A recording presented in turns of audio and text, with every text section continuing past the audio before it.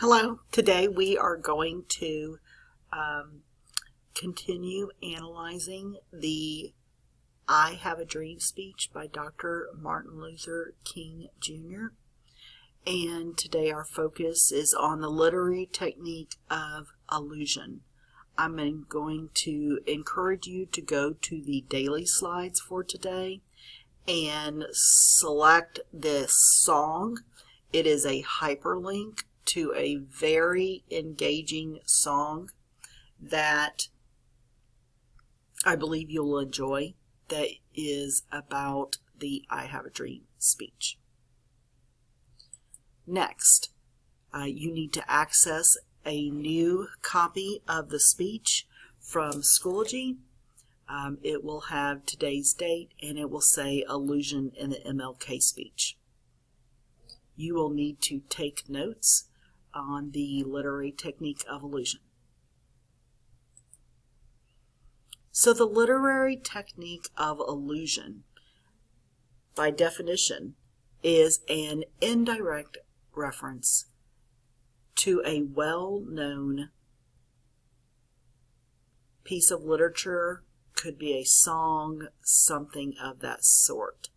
I'm going to see if I can make mine so it's perhaps a little bit more visible. There we go. So in the first true speaking paragraph by Dr. King in his speech, he begins his speech by saying, 80 years ago.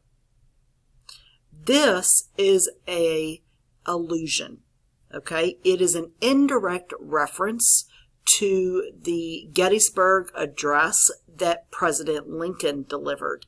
And he begins his speech 87 years ago. Very similar words that they both used. You can look at the Gettysburg Address if you're interested. Now, as a 7th grade student, you might not be familiar with the Gettysburg Address and recognize those words. But an adult probably would. They might not know what speech they came from, but they would probably recognize the words. And that's kind of what an allusion is. An allusion is an indirect reference that someone who knows will recognize because they have read that piece of literature, they know that song. These are oftentimes very classic literature. The Bible is very frequently a subject of an allusion. And so it's kind of one of those if you know kind of things. Another example is later in the speech, and mind you, there is so much figurative language in this speech, but we are really only focusing on those examples that help us to understand allusion. Later in the speech, we have one on page 3. You will go all the way to the bottom of your page 3, and it says, "Let us not wallow in the valley of despair." Okay, this is a biblical reference, all right? It refers specifically to a scripture in the Bible. The valley is oftentimes used in the Bible, and there is a particular scripture that says, yea, though I walk in the valley of the shadow of death, okay? And I may not have done that exactly correct.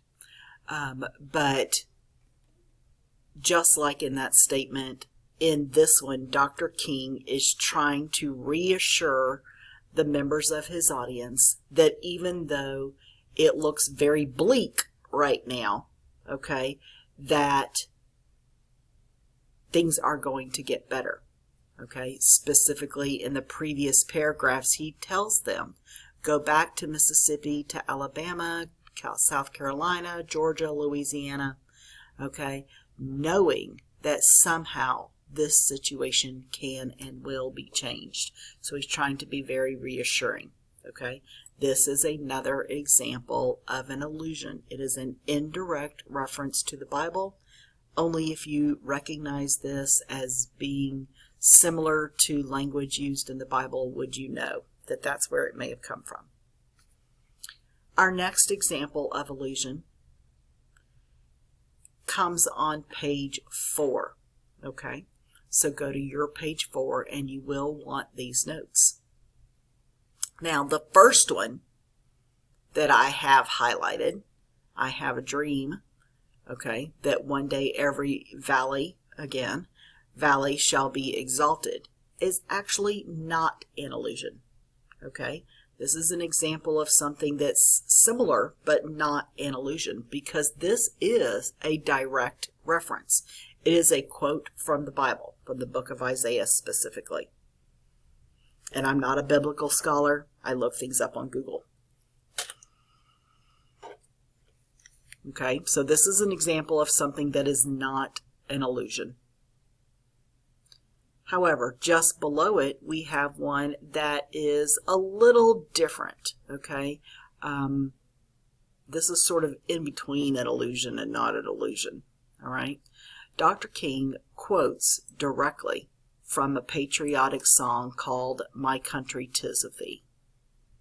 And you get the idea that he does know that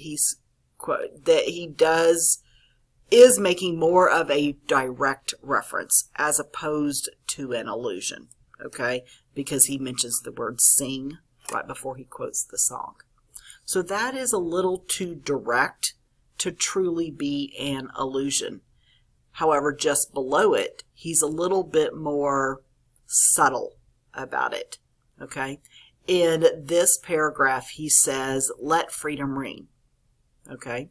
Which, if you watch the video of the song, you will recognize as being included in that song also, "Let Freedom Ring," which is goes in the same song, My Country 'Tis of Thee. But here he uses repeatedly the phrase, "Let freedom ring," throughout this paragraph on page 4 and continuing on to page 5, okay?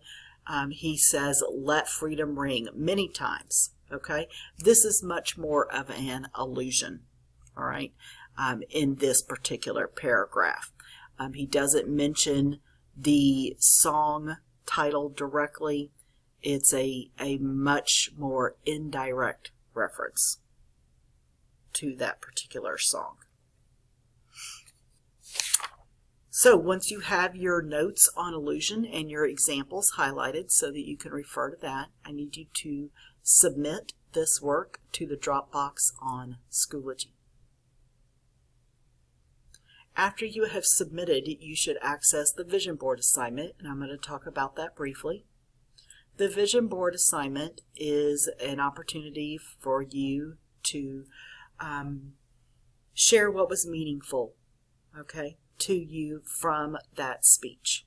I want you to select your favorite phrase or line from MLK's speech, and that'll be the title, and then I want you to illustrate it. You should choose a phrase or line that has enough words that are included that it has some meaning, some weight, that you can really do something with it. I've asked students to not choose "Let Freedom Ring," okay? I feel like it was done enough with the song from Flocabulary, and to not choose "I Have a Dream," all by itself at least. If there is a particular "I Have a Dream" paragraph that you, or group of lines that you feel strongly about, that would probably be okay. And I want you to illustrate, okay, using color, creativity, and design, how that statement is so meaningful, powerful, important, how it impacts you. When it says use of technology and digital work are encouraged, that means you are allowed to use a video insert or even a GIF that you feel would enhance your work. Okay. Down in the speaker notes below the slide is where you can explain what you've chosen if you feel that it needs explanation. There is a second slide already here for your use. You are also allowed to do this on paper. You have the technology means to be able to capture it in an image and share it with me. The expectations are the same regardless of whether you do this digitally or you do it on paper. Okay, so let me know if you have any questions.